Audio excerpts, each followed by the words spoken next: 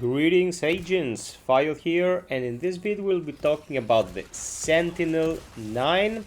Sentinel 9 is a curious beast because its exclusive upgrade focuses on improving your chances to crit. That makes the gun inherently unreliable unless you have really good RNG. Your performance, your skill with it is not the only thing required for it to be successful, unlike some other weapons like the Matilda and the Red 9, whose sheer damage output makes them perfect to deal even with bosses in some cases. Granted, you are performing well as a player, as a controller of the main protagonist. So buckle up, crack open a cold one, and let's talk about the specifics of the Sentinel 9. Okay, so let's talk numbers, people. Brace yourselves. This here is the illustrious Sentinel 9. Power of 1.9, ammo capacity of 31, plus 1 in the chamber, reload speed of 1.3, rate of fire of 2, and precision of 4. That is with the laser sight attached. Taking it off doesn't make a numerical difference, but it's important to understand that you don't get bloom from the laser sight. That means that your reticle doesn't expand, you're always pinpoint accurate. So, what does this thing have going for it? The most important thing about the Sentinel 9 is that it unlocks this 5 times the critical hit rate when you get its exclusive upgrade. What does that mean? If you had, let's say, a 5% chance of landing a crit, you now have 25% chance of landing a crit. Crits mean instant decapitation or dismemberment and help a lot with the plaga, especially the tentacle ones, because when they spawn, they basically replace the head of the combatant. So if you shoot a critical, you take care of the plaga in an instant. The mandibula, the ones that open wide and can eat your head, also become critical prone when they open their mouths. You can shoot in there. If you're lucky and get a crit, you can dispatch them. The little spidery ones are treated as separate entities.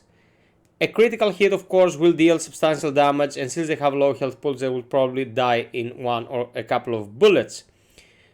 Testing this on professional has been a little bit on the RNG side. Sometimes I would get insta-kills on Plaga and sometimes not.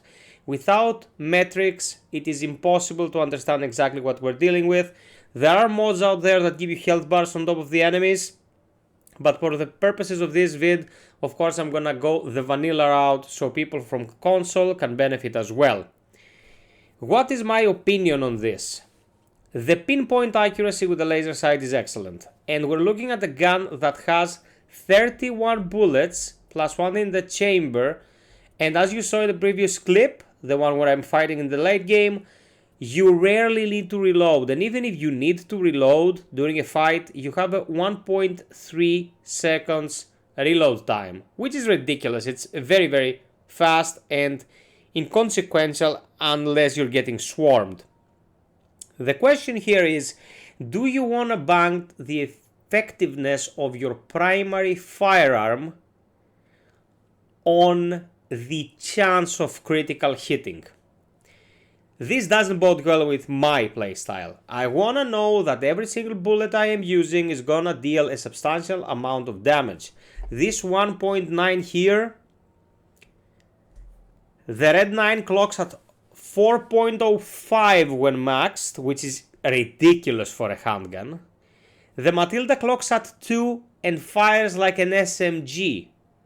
The Punisher has penetration, although the bullet for bullet damage is low. One bullet can hit up to 5 targets.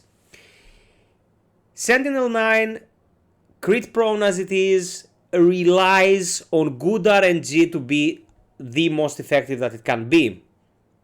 And for me, that's a bit of a crapshoot. You might get extremely lucky in an encounter and pop 5 heads in a row and just breeze through a room without worrying about getting damaged or even expending resources.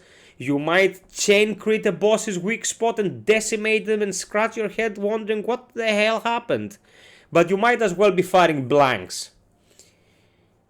It is your primary tool. The handgun is your primary tool. It's the one thing that's gonna put in the most work throughout the playthrough, is your workhorse.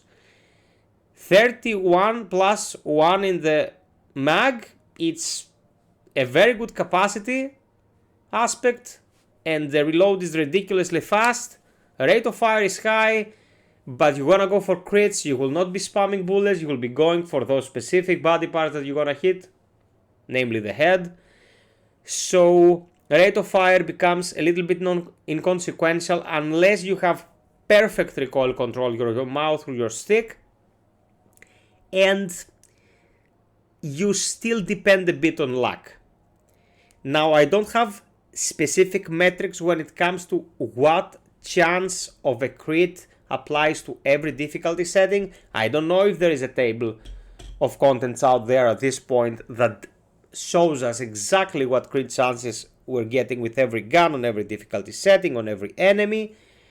But from my testing, I didn't get as many crits as I hoped I'd get. And the problem is, because of its low stopping power, enemies who don't die to those crits when they don't happen will keep coming. And if the enemies advance on you, you lose the ability to take precise shots. And if you cannot take precise shots, you are not getting a chance to crit. Without the chance to crit, or the critical hitting itself when it doesn't happen, this gun falls short. I'm gonna be 100% honest with you. I don't think there is a bad gun in Resident Evil 4 Remake. They're very well balanced and they all have a place. They can be applied to different playstyles and offer something different. But if you're a person who likes to deliberately and precisely take their time, aim, land a shot, and know that that shot counted, you're better off not using the Sentinel 9. If you can ride the recoil of fast firing and can manage to make use of the rate of fire while going for the crit spots, this can work wonders, but you have to build your playstyle around using it. The basic tool for every playthrough is the handgun, and you have to play to its strengths.